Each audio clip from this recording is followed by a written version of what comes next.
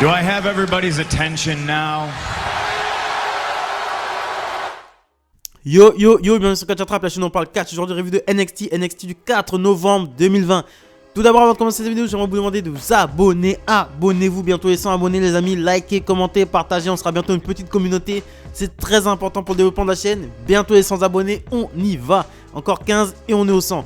Ember Moon contre Dakota Kai, donc ce match avait été annoncé, je vous l'avais annoncé hier apparemment. C'était pas mal du tout. Apparemment Raquel Gonzalez est de retour aux côtés de Dakota Kai puisqu'elle est ringside après sa défaite contre un replay. Et c'est grâce à elle que Dakota Kai aura la victoire. Elle distrait l'arbitre, ce qui permet à Dakota Kai de porter son GTK pour la victoire.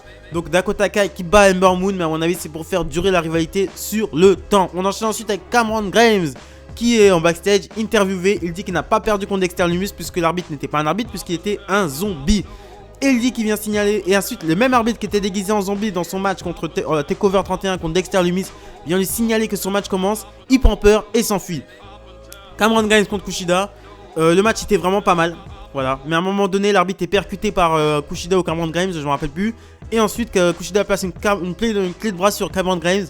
Cameron Grimes abandonne, mais il n'y a plus d'arbitre.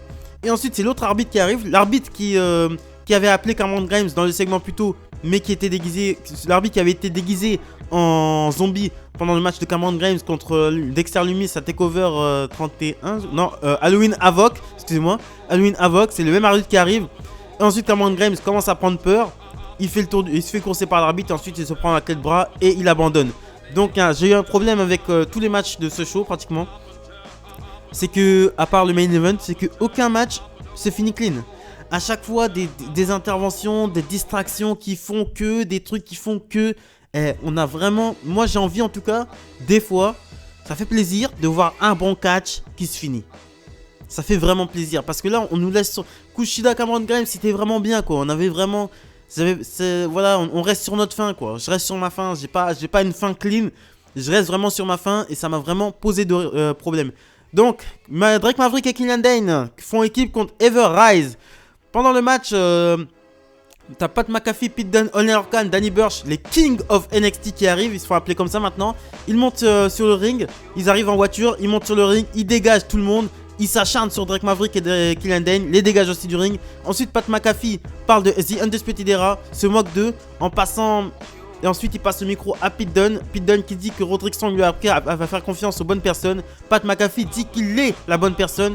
Pete Dunne dit qu'il souhaite rendre l'appareil à The Undisputed Era parce que Pete Dunne avait une rivalité avec The Undisputed Era et avait bien galéré avec eux. Burch et Lorcan disent que The Undisputed Era leur faisait de l'ombre alors que eux sont des vétérans et qui sont au même niveau qu'eux. Et ensuite ils sortent une bannière de The Undisputed Era avec une poubelle et Pat McAfee lance un vote, soit il l'accroche sur une bannière, soit il l'accroche en mode drapeau, ou soit il le met dans la poubelle et le brûle. Bon, je vous laisse deviner qu'il décide de le brûler, hein. Donc le vote est en référence au vote de la présidence américaine en fait. Donc ensuite ils mettent le sachet dans le truc de The Undisputed Era dans la poubelle, et ensuite Pete Dunne brûle la bannière, et ensuite Pat McAfee nous annonce que The Undisputed Era est mort. Et à un moment, ils repartent en voiture. Et à un moment où ils montent dans leur voiture, Killian Dane les rejoint. Et on n'a pas fini avec eux. Ils commencent à les attaquer, mais ils prennent vite fait Pat McAfee, The King of NXT, prennent le dessus sur eux. Et Pete Dunne lui explose le crâne contre la portière de la voiture. Et ensuite, on retrouve Killian Dane vraiment en sang par terre. Donc, ce groupe qui se forme, les King of NXT, ils sont très cool. Pat McAfee, excellent au micro. Je sais pas, il a quelque chose vraiment de très détestable, mais dans le bon sens. C'est un très bon heel. Je trouve qu'il pourrait devenir un très bon manager pour Pete Dunne pour qu'il aille chercher le titre nord-américain. Et voilà. Non, Pat McAfee, je trouve très bon. Franchement, depuis le début. Non, mais lui, il a un truc. Je sais pas, il vient pas du tout du monde du catch. Mais le mec, putain, c'est pas comme l'autre, Lesowski, là, Big Lesowski, là, le grand, là, qui servait vraiment à rien. Mais lui, Pat McAfee, il a vraiment un truc. Il est doué au micro. Il est vraiment doué. Il sait ce qu'il a à faire quand tu lui donnes un micro en main. Il est extrêmement bon. Il est extrêmement bon en promo. Sur le ring, je suis désolé, mais contre Adam Cole, c'était un très bon match. Et non, Pat McAfee, je suis à fond. J'ai hâte de voir ce qu'il va nous faire avec ce groupe de King of NXT. Et si on lui a donné des catcheurs aussi expérimentés, Oney Lorcan, Danny Burch et Pete Dunne sous la main, c'est qu'ils savent que Pat McAfee, il y a quelque chose à bosser ensuite. Donc Johnny Gargano, on retrouve Johnny Gargano, le nouveau champion nord-américain, dans son salon avec un jeu de société.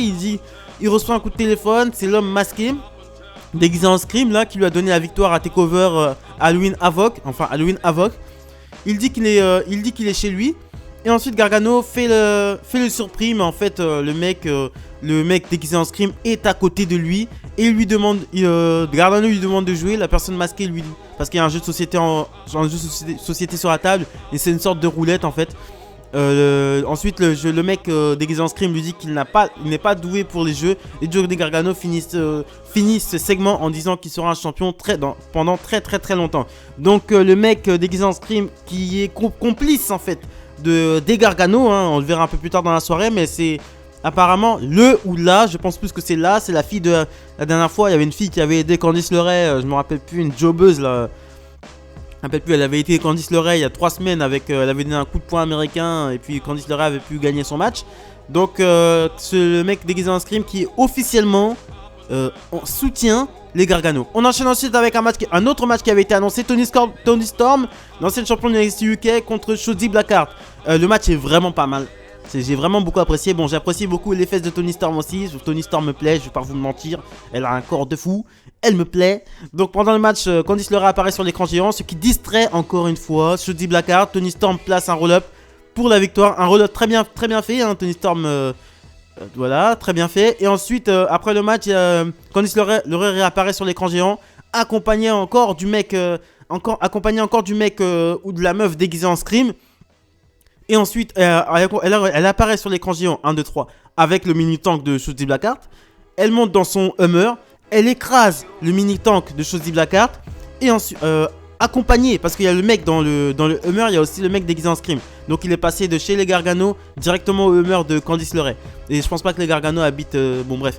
Et donc, il est dans la voiture. Ils sont dans la voiture parce qu'il est dans... Lui, il est côté derrière. Donc ce qui nous confirme encore une fois que ce mec déguisé en Scream est le complice... Ou la meuf, je pense que c'est une meuf déguisée en Scream et complice des Gargano. Et ensuite il écrase le tank de Shotzi Blackheart. Et Shotzi Blackheart qui est vraiment au bout de sa vie parce qu'elle a perdu son match et elle a perdu son tank.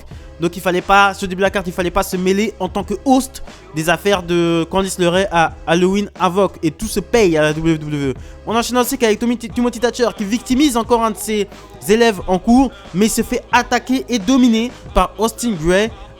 C'était celui qu'il avait victime 2 semaines plus tôt et avec qui il avait une sorte de match, il avait fait abandonner. Donc Austin Gray fout un super kick à Timothy Thatcher, ce qui le met à l'extérieur du ring. Et Timothy Thatcher est hors de lui qu'un élève prenne le dessus sur lui. On enchaîne ensuite avec Xia Li qui est interviewée par Mitchell. Mon Mitchell machin là, une intervieweuse. Elle dit que l'intervieweuse demande qu'est-ce qu'il y a dans cette mystérieuse lettre. Qu'est-ce qui a été écrit dans cette mystérieuse lettre. Xia Li lui répond qu'elle vient de sa famille et qu'elle ne peut pas en parler. William Regal arrive et donne une nouvelle lettre à Xia Li. Et elle la lit directement devant William Regal et demande immédiatement un match contre Raquel Gonzalez la semaine prochaine car elle a été déshonorée. Et Raquel Gonzalez aurait déshonoré sa famille. William Regal accepte. Donc nous aurons Xia Li contre Raquel Gonzalez la semaine prochaine. Tommaso Ciampa contre Velvet in Dream. C'était un très bon match. Non, c'était pas un très bon match. C'était une démonstration de force de la part de Tommaso Ciampa qui a monté au Velvet in Dream. Qu'est-ce que c'est qu'un vrai main eventer? Et malgré les petits retours du Velvet in Dream, hein, mais victoire de Ciampa, mais le finish était extrêmement bien foutu. Le Velvet in Dream est sur la 3ème corde, il tente un saut. Ciampa l'accueille avec son genou. Directement, il enchaîne. Il fait une sorte de backslide. Ce qui fait que c'était une façon très ingénieuse d'amener son DDT Willow's Bell en fait. Il se met derrière Velvet in Dream, il fait une sorte de backslide. Velvet in Dream fait une roulade, il atterrit sur les cordes. Willow's Bell DDT. Et ensuite, il enchaîne avec son Fairy Tail Ending pour la victoire de Tommaso Ciampa. Dream over. Donc, on enchaîne ensuite. La semaine prochaine, on nous a annoncé 3 matchs. C'est Xia Li contre Raquel Gonzalez. Oney Lorcan et Danny Burch contre Everrise. Non, c'est pas contre. Non, Oney Lorcan et Danny Burch défendront leur titre. Voilà. Et Johnny Gargano défendra son titre contre un adversaire mystère. C'était un bon épisode de NXT, c'est très agréable à regarder. Mais j'ai un problème avec. Il y a 3 matchs qui se sont pas finis clean en fait. T'as Tony Storm, Shotzi Blackheart. Les 3 matchs se sont pas finis clean. Everrise, Killian Dane, Maverick. Bon, ça, on s'en fout à la rigueur. Kushida contre Cameron Grimes, c'est pas fini clean. Et Ember Moon, Dakota Kai, c'est pas fini clean. Et franchement, je peux pas. Les matchs qui finissent pas clean, je commence à vraiment avoir du mal. Sinon, c'est un très bon show. Abonnez-vous, likez, bientôt les 100 abonnés les amis, bientôt les 100 abonnés, abonnez-vous, likez-moi ça, commentez-moi ça, très important pour le développement de la chaîne et partagez ça si vous voulez les amis. Salut!